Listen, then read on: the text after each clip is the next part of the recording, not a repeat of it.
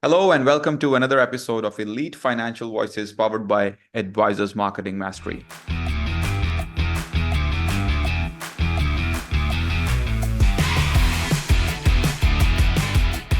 Today, the esteemed guest that we have on the episode with us is Jeff Kroll, international business consultant, corporate strategist, best-selling author, and certified high-performance coach with over 30,000 hours of empowering clients in breaking through their limiting beliefs so that they can live their ideal life. Jeff, welcome to Elite Financial Voices. How's it going? It's going fantastic. And yourself? All good, buddy. All good. It took us a Right. little bit of a time to, eventually get this done. But Yeah. I'm glad that we're finally here and we're finally doing it. Yeah, absolutely. Absolutely. I've been ready for it. So cool. Sweet. So, Jeff, it's a thing here at Elite Financial Voices that we normally start with, a fun question. And for you, my first question it would be, if you could switch lives with any famous person for a day, who would it be and why? Oh, wow. Any famous person, why and who and why?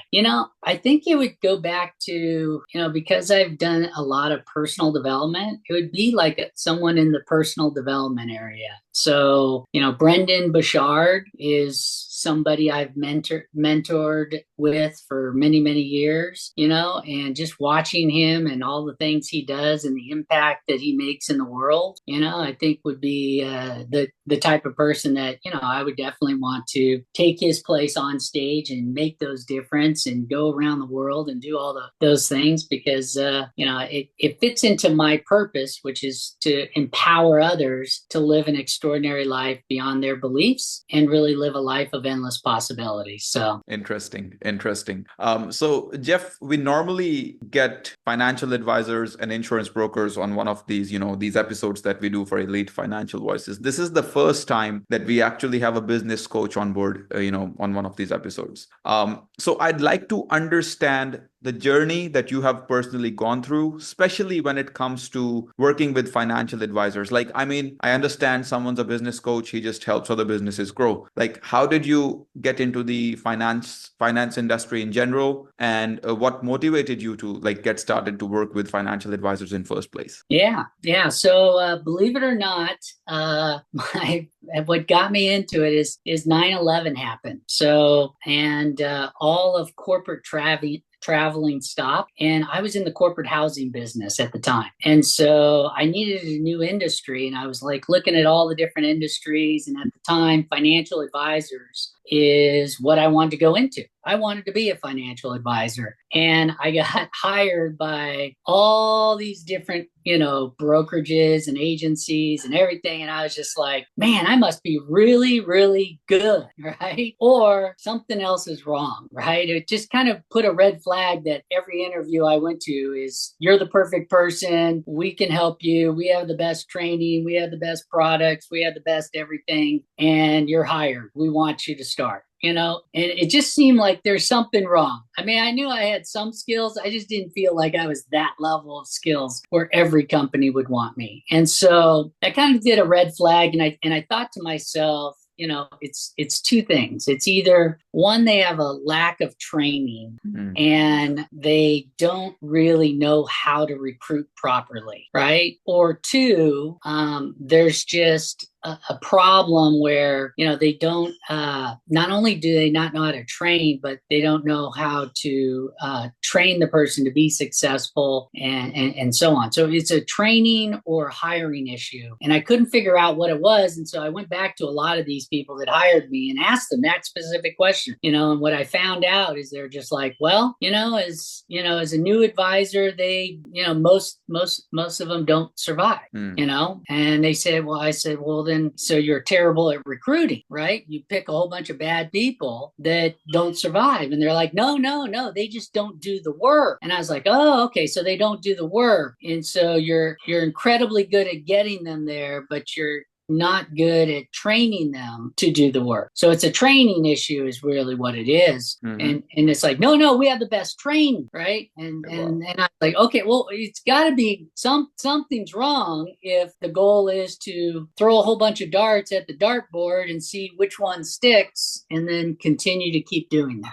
Yeah. And so when I figured that out, I was like, okay, if I'm going to be a financial advisor, I'm an athlete. So I was soccer and tennis and any sport that had any sort of athletic thing. I did it in growing up. And so I was like, you have to practice. You have to get skills. So I was like, so who's the best trainers? And I looked up all the best trainers, and one of the top influential trainers just happened to live in La Jolla. And so I went and visited him at his office, and he said, Jeff, it's kind of good timing that you're here because I'm hiring people to train financial advisors what I teach. Wow. Okay. And he said, if you want, you could just be a financial, or you can be a coach to financial advisors. And I never thought about it. I was like, well, that sounds kind of good. And, I was kind of hesitant because I wanted to be a financial advisor. And then I thought to myself, my dad said something to me. He said, well, you're going to learn a lot, son, and sometimes you don't get paid as much, but you'll learn the skills that you need to be able to do something different. I was like, okay, well, that sounds fabulous, and so I said, okay, I'm just going to do this. I'm going to do this for, 1 year or 2 years. I can't even remember what it was. It was like, I think it was 2 years. I was going to do this for 2 years, become masterful at it, and then go out on my own and build my own financial practice. Right. And after, a year or two of it, I just fell in love. Wow. I fell in love with taking someone that was frustrated in their business and helping them with their mindset, helping them with the words to say in order to get the results that they want. Because, if most advisors failed like those managers shared with me, then it's like, why is it they're failing?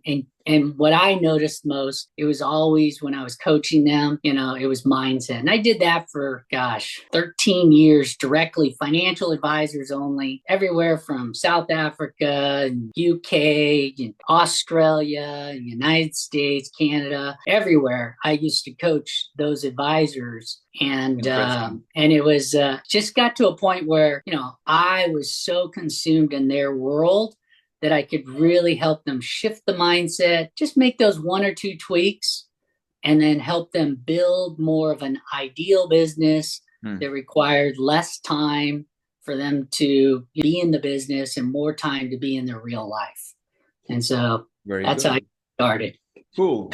You summarized it pretty well. So if I'm understanding or getting this correctly, Jeff, you never worked as a financial, so you got into coaching and you loved coaching so much that you never started your own financial advisor business? That's exactly it. I never started my own business. And then from there, I ended up coaching other industries. Coached in the real estate industry. I was a CEO there, and I have my own coaching business as well as a business to help sell businesses as well. But it's always been about enhancing and helping them grow their business to that ideal level that requires the least amount of their time to do the things that they love. That's an interesting journey, man. I'd also, so since you've mentioned that you work with people from South Africa, Australia, UK, and these were all financial advisors, right? Correct. Absolutely. Yeah. So how did you navigate through different industry jargon, the same things that apply in US sometimes don't apply to the UK market. So how did you understand or navigate those waters, especially when you move out of US and you work with someone? The one thing I learned as a coach and now as a consultant as well is that it's so crucial not to know everything.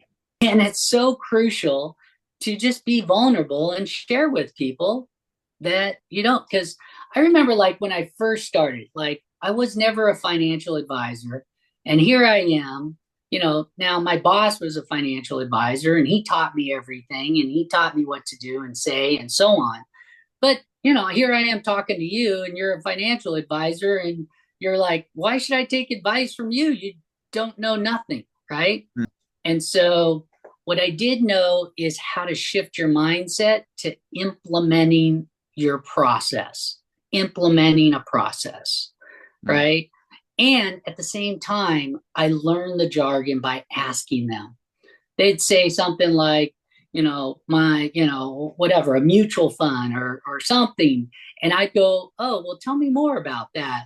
How don't, I'm familiar, but not really. So can you educate me a little bit? And they would educate me. And over time, I 30,000 hours I've been on with business people, and there's industries I learned by asking questions, right? And the thing I know is humans are humans. It doesn't matter which industry there is. The same things that they're getting stopped by is the same thing in this industry as in other industries. It doesn't really matter. It's still those same mental mindsets that hold people back. Yeah, I mean, this takes me back to 2019 when I started my agency. I was coached by a guy from Switzerland. He was not from US either, but I was working in the US market. And the very first thing he told me, like the foundational thing to start a business, is mindset. So based on your experience, do you also feel to some extent that it's more of a mindset problem than than a technical issue, or then people not able to follow up on their leads, people not able to make those sales happen? Like what are the most common limiting beliefs that you have seen financial advisors, that they have, and they're not able to break the ceiling? Yeah. I do agree that most financial advisors, especially if you've been in the year and you pass that gauntlet of survival, right? Because there's that, like I said, that their whole game is hire a whole bunch of people, and whoever makes it past 2, 3, 4 years, they've survived, right? And so once you get past that, I believe you have enough knowledge to build your ideal business without any coaching, like any training or any additional training that you need. You just need coaching to enhance the knowledge that you have and utilize it at its highest performance level. And I think that is a core thing. And the thing that stops them, kind of going back to what you were saying, is like, what's the belief that stops them? Yeah. Everybody has very different beliefs. A lot of it could be like, I'm not good enough. I can't do this. I always fail. There's all sorts of things that show up. Or they're on the other side where they feel like they're all alone, and they're always by themselves and no one wants to participate. And then they get that kind of feeling. And there's so many beliefs that are out there, but they're all the same human traits that we all have problems. And I kind of bucket them into 3 different areas. I call them the deadly invisible forces. And so these 3 things are typically what stops people from having anything that they want in their life. And the first one is what I would call the lone wolf, or the guy that does everything on their own. Okay. They're always internally with themselves. So basically, they don't really share with others. They try to keep it all internal, and they feel like they're the only ones that can do things. And so they're always doing things. These are your hard workers, right? These are the people that work the 60, 70, 80 hours. They're always doing something, right? They never have time for anything because they're always working. They're busy, and they may be successful. They may not be successful. It doesn't matter. They're constantly, I'm the only one that can do this, right? And they're in their heads, and because they're in their heads with all those limiting type beliefs, right? They get into the place where they get burned out. They get into the place where they're frustrated. They get in their place where they're so overwhelmed with so much that they're doing, they lose track of like, what is the core thing, and am I actually getting there? Am I spending my time towards it? Like that's the place that they're at. Right. Then the second one is what I would call naysayers. Okay. So these are your coworkers, these are your managers, these are your family and friends, you know. And the problem is with naysayers, it's kind of a funny thing because naysayers always get like a bad rap, right? They're the ones that say, oh, you're never going to do this and you can't do this and blah, blah, blah. And you hear that, right?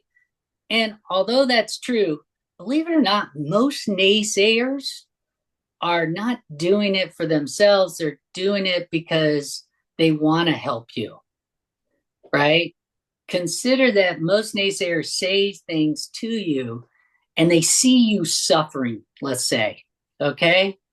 Or they see something that just doesn't seem right about you or and so on. And so they want to just be truthful with you, like, maybe you shouldn't do that, or maybe you can't, or that may not be the right thing for you.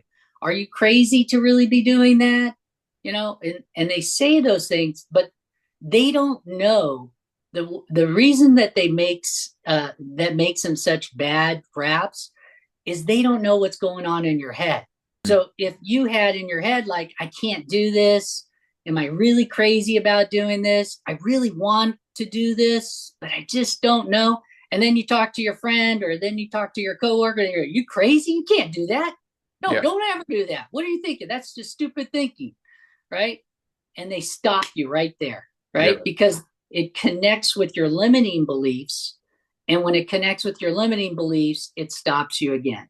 Right? So you're either doing it internally to yourself, or you have naysayers that help you with it, or you're doing both of those, right? Yeah. True. True. And And sometimes I also feel, I also experience, not actually just feel, I've actually experienced that people, when they are stuck in a problem, they're not asking the right people for the solutions. They're probably going to someone who's at the same level or is lower than them, and they don't have a vision where they can just come in and guide them as a coach. absolutely. And that's exactly it. They don't. They lose track when you're in your mindset internally, right? You lose track of the vision and the purpose and the clarity of the steps that you should take, even though you know it, right? Yeah. Like if I wanted to build a business where I have marketing and Facebook marketing and get appointments that way, right? We all know, oh, we go to a specialist like you. Like Yeah. it's so simple to go, oh, I need to go to a specialist that Yeah. has results and knows how to do that, right? Yeah. We do that with everything else, right? Yeah. If I have problems with my nasal passage, I go to see a sinus doctor, Yeah. right? We know what to do. It's the thing that stops us is when we're in our heads and we're messing around, we lose track about that, right? Yeah. And so that's the two. And then the third one is what I call shiny object syndrome. And in today's world, it is so complicated in today's world. 15 years ago wasn't as bad. 30 years ago, less than possible to be distracted. But nowadays we have emails, we have cell phones, we have text messages, we have social media after social media after social media, and we have all these distractors that are there, right? And so when your internal voice and external voice from someone else is all working, everything else looks like the right thing to do, right? Yeah. Even though I said originally, hey, I want to get good at Facebook ads, it doesn't matter. I'm still looking at all sorts of things. It's like, oh, well, maybe I should do seminars. Oh, you know what? I think, God, mailers are back. I need to get back into mailing. I haven't done that in years. Oh, you know what's best? LinkedIn is the best. I need to go to LinkedIn now. It's to hear from all these things, right? And there's always going to be a success story in all of those things. So you're going to have a coworker that's an expert in all of those. Yeah. The question is, which one are you picking, and which one are you really going to stay focused on? Yep. And not get distracted by all those other distractors. Absolutely. Around. And because I meet at least 5 to 7 financial advisors every week, what I've seen is everyone's just after, like, they want quick results. You Oh know, yeah. they're like, keep it very clear that if you want to enroll into our program, we need a minimum of 6 months to show you some positive results coming in. That's Yeah. the minimum we need, because there's a learning curve to every process. But when these Yeah. guys come in and they get on a meeting with me, they're like, what can you do for me in 1 month? What can happen in 30 Yeah. days? I'm like, Yeah. man, no, we cannot work together. Yeah. Can you help me lose 50 pounds in the next 2 weeks, please? I mean, come on, I need it. You can clearly see I have a big belly. I mean, Mm. come on, I need this gone. And it's like, this is going to be a process, Yeah. right? And hey, I want to be a professional tennis player. Mm. Okay, well, let's just get 3 lessons, and by the end of the month, we'll get you on the tour. It's like, no, these things do not happen this way. Marketing and business is the same way. They do want quicker results, faster results. I need it now. And the problem is, because they have weak mindsets, they can't stick with it, Yeah. right? Just think about it. If Mm. you were a child and just playing in sports, right? And you had a weak mindset, you go to the first baseball and you're like, oh my God, those balls are throwing so fast. I don't want to be a fire. I'm done. I'm leaving. Yeah. Then you go play basketball and you're like, I can't dribble. Oh, forget it. This is ridiculous. And then you would go on and on to all these because primarily the mindset, Yeah. and you didn't stick into it to learn the skill, to master the skill, and then to elevate that performance level your own way. So, Very true. Jeff, this brings us to our next segment of the podcast, which is what we call financial facts fast. Now this is like I'm gonna throw you a question, and you're gonna have to answer like straight away, like without a lot of thinking. So okay. there will be a series of like about 10 questions. It's called financial fast facts. So are you ready? I guess so. Now, I am not a licensed financial Yeah. advisor, Yeah, yeah, ever. yeah. Yeah. But we are still going to, try to keep it interesting for our Yeah, audience, and we'll of see course. how our financial advisor coach would answer these questions. Okay, cool. So, what's the best piece of financial advice that you have ever received? Always be investing like monthly. Like, you should always have money set aside every time monthly in yourself. Okay. If you could recommend one financial book, what would that be? One financial book, Stocks for the Long Run. Mhm. I think it's Jeremy Meyer or Jeremy, no, Jeremy. Yeah, Stocks for the Long Run. It's definitely not Jeremy Minor, because he's a sales No, coach, right? no, he's a sales coach. Yeah. Yeah, I know. That's why I was thinking, I was like, that's not right. Yeah, yeah, yeah. Okay. So stocks, bonds, or real estate, what's your go-to investment strategy? Stocks, bonds, real estate, 100%. Okay. What's the biggest financial myth clients believe in? The myth financial advisor clients believe in Yeah.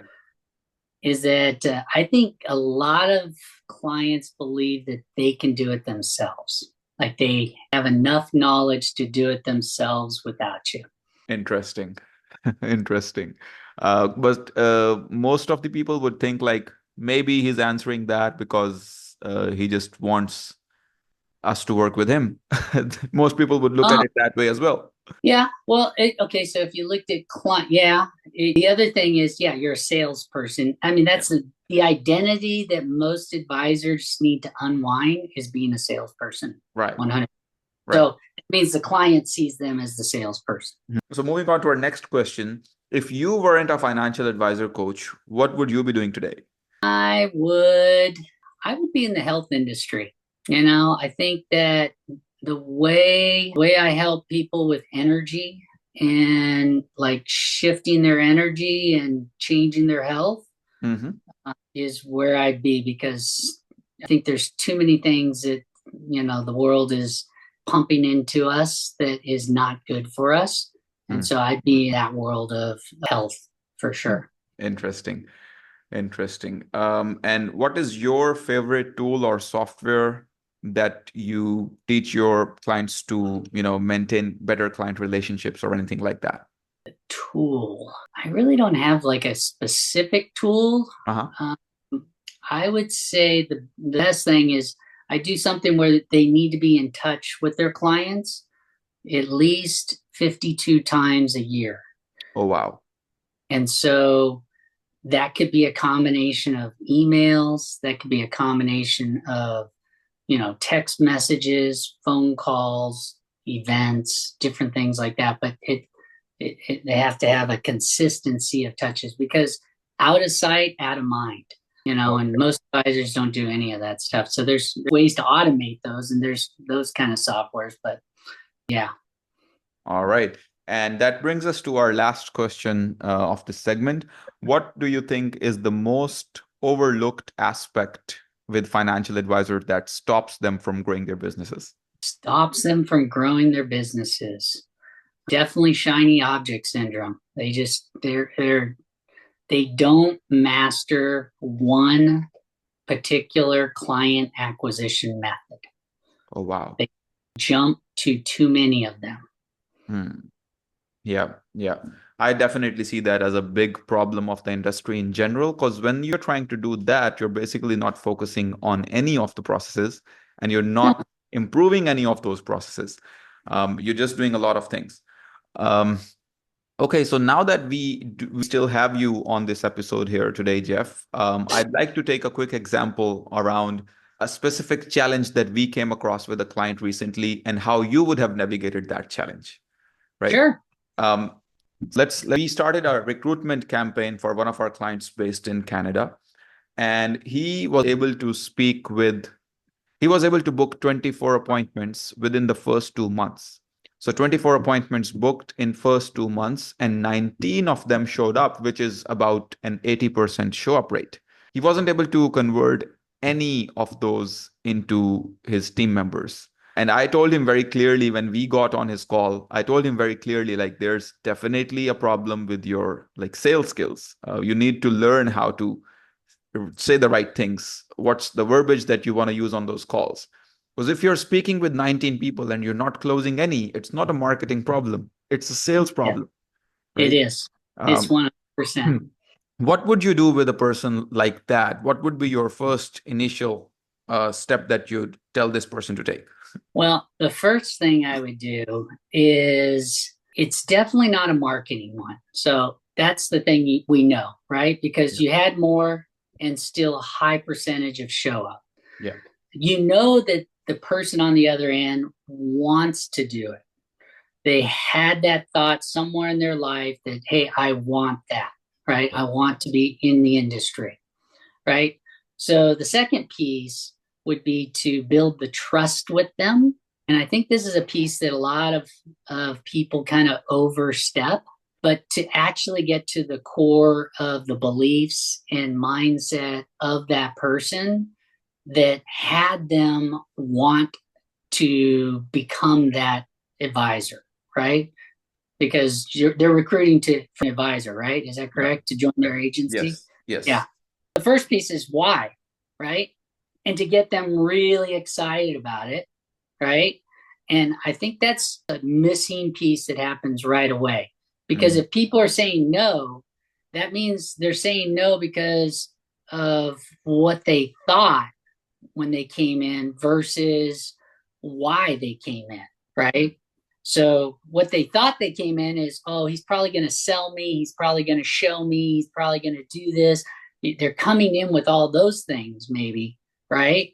Instead of coming in and finding out that this is really about them, right? And about why they want it and how that's going to impact their life Right. and how that's going to make a difference. Mm. And then once you have that first level of trust and accountability, then you would just simply just ask them, would you like to learn how to be an effective agent here in our agency? Yeah. Right. And the ones that do want to will move forward. Right. And you can kind of filter out of that 18, I guess you said was left. Right.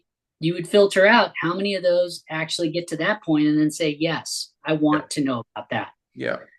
Then it becomes a communication of how well you are to tell your process, right?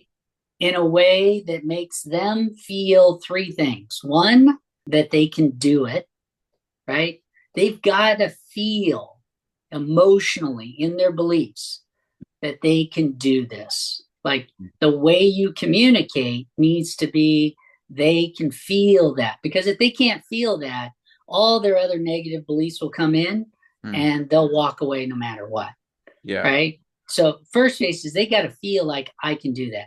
Second thing is they got to really feel that you can help them do that.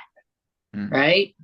They got to feel like you have your, stuff together in a way where they know that you can help them do that. Right. And lastly, I think is always getting their commitment.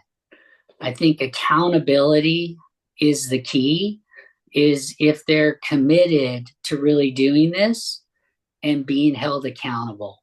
I think most people that are not willing to be held accountable are the people that already know I'm lazy, I'm a flake, and I'm never going to get this done. So I don't want to be held accountable. Yeah. There's fear of, finally showing up on this performance level that I really do suck. Yeah. Because they have a belief issue that's there that says I'm not good enough. And so once you put accountability, it's like, oh, it's going to prove that I'm not good enough. Yeah. And so because of that, you can filter that out too. If you're looking to get less and just narrow down to ideal agents to recruit, I would do that. If you're looking to grow, then obviously you would recruit them all just like any other agency would do, right? And see which ones really stick and hold to that accountability. Like I said in the beginning. So, see, never been personally a fan of hiring everyone. The reason, because I've made that mistake myself in the past, because I run an agency and we hire virtual assistants all the time.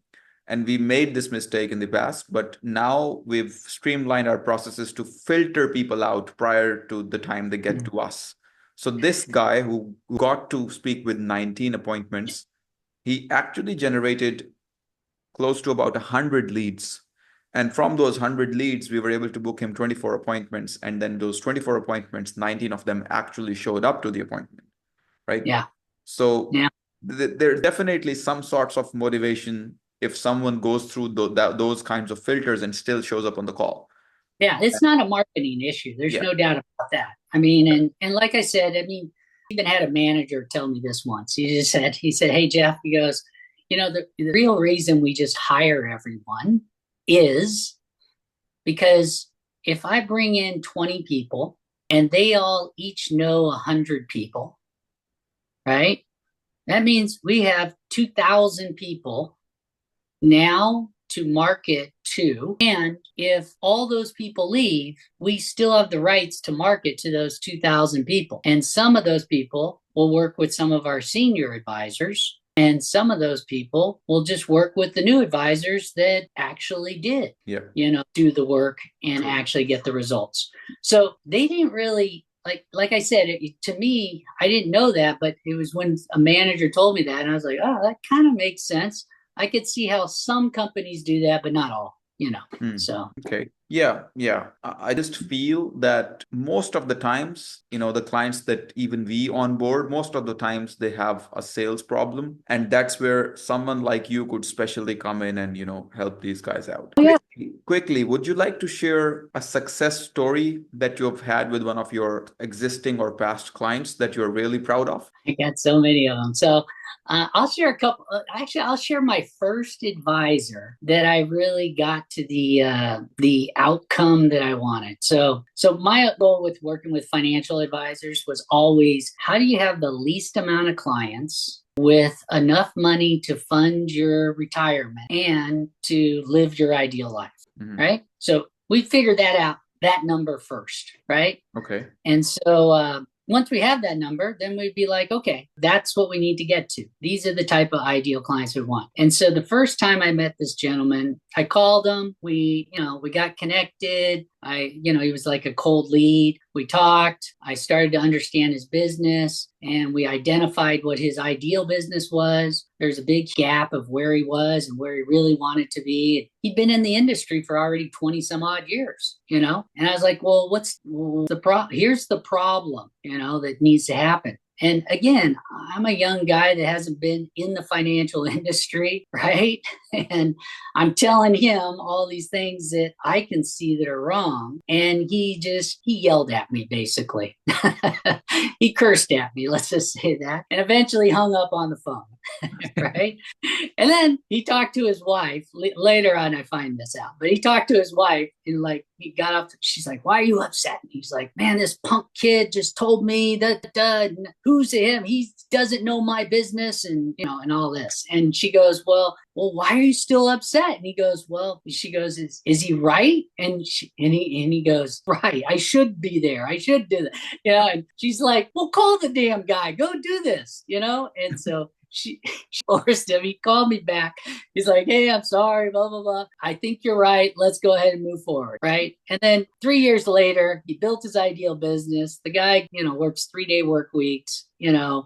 And he's been doing that, So it's like hearing those things, it's just amazing to watch people achieve things beyond their beliefs, because before his belief was so stuck into that same spot that he couldn't actually see his ideal vision. He may talk about it or say it out loud, but he couldn't see it because it was so cloudy of those negative beliefs that stopped him through that. Right. And lack of focus on the activities he needed to achieve the goal that he already had the skills to do. I taught him some skills, but on the most part, I just kept tweaking the mindset and tweaking the focus and holding him accountable, and then giving him business strategies to achieve the results. So that was kind of cool. That's very nice, man. And since you mentioned that there are a lot of case studies that you have, and people have transformed their businesses, I would actually like to do a continuous series of podcasts together where we can discuss those specific case studies and go into the teeny tiny details that you've helped with your clients with, because that's something which people need to hear, which people need to listen. And if they can implement it themselves, they can go implement it themselves. But most of the times they need an accountability coach like you. So I guess that would be a good thing if we can make this a continuous thing. At least, once every 2 weeks, we can just come on, sit together like this for 30-40 minutes and discuss case studies, discuss our case studies, discuss your case studies. And, this could be an ongoing thing for our audience. What do you think? Yeah, I think that would be great. I'd love to help out. I love, like I said, I love the industry. So it's awesome, man.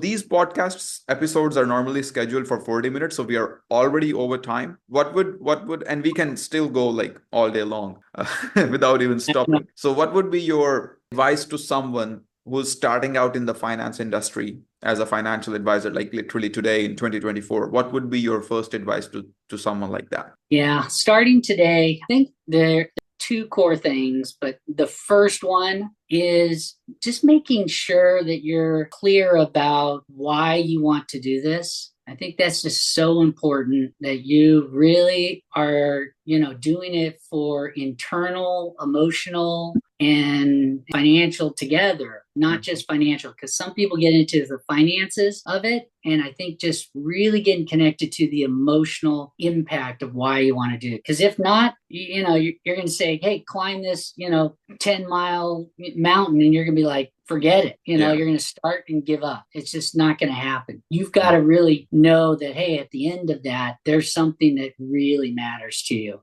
Yeah. And then the second thing would be definitely pick one marketing method. Just one, and be masterful at it. Yeah. And don't let anyone else share with you any other marketing method to do, because it's going to impact that limiting belief if you pick the right one or not. Right? Because that's why shiny object syndrome works, is if you feel like there's a limiting belief, like this isn't the right one, and then someone else shares another method, you're automatically going to be pulled to it. Yeah. And then you're going to go to that. Well, maybe this isn't the right one. And then you're automatically pulled to the next one. Very true. And just go ask any of your senior advisors. They're all going to tell you the same thing. I've tried everything, Yeah. right? And it's like, so I think that's key. And obviously, I'm partial to accountability. Have someone that you're literally having accountability to. So Awesome, awesome. So it was absolutely lovely to have you on today, Jeff. Thank you so much for joining us. It's been a pleasure, hearing your insights and experiences, and especially we'd like to hear more of the case studies that you've helped that you've may helped your clients make. And for our viewers, if you're interested in learning more about growing your own financial planning business or need support with digital marketing and recruitment campaigns, feel free to reach out to us. We specialize in helping professionals like professionals like you who are the viewers achieve their growth goals. Jeff, we'd love to continue doing this with you, and let us know your next availability, and we can make this an ongoing thing. absolutely. Well, I look forward to it. Thanks, man. See ya. Yeah.